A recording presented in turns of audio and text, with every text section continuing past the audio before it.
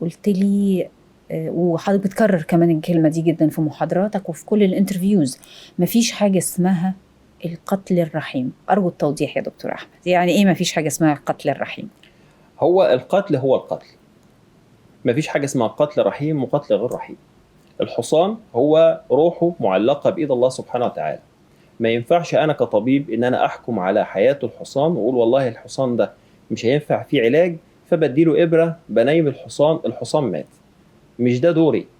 أنا دوري العمل بجد متواصل لحد ما أنا أنتهي، إما الحصان هو يتعالج أو الحصان يكون ربنا سبحانه وتعالى مقدر له إن هو يموت. أما أنا مش دوري إن أنا أحكم على الحصان وأقول إن الحصان ده يعيش أو يموت أو ما ينفعش معاه علاج.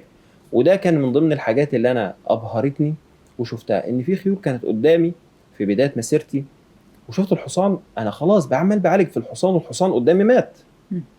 خلاص أنا من كتر التعب والإنهاك نمت. الحصان تاني يوم لقيته واقف على رجليه لوحده. يا خبر.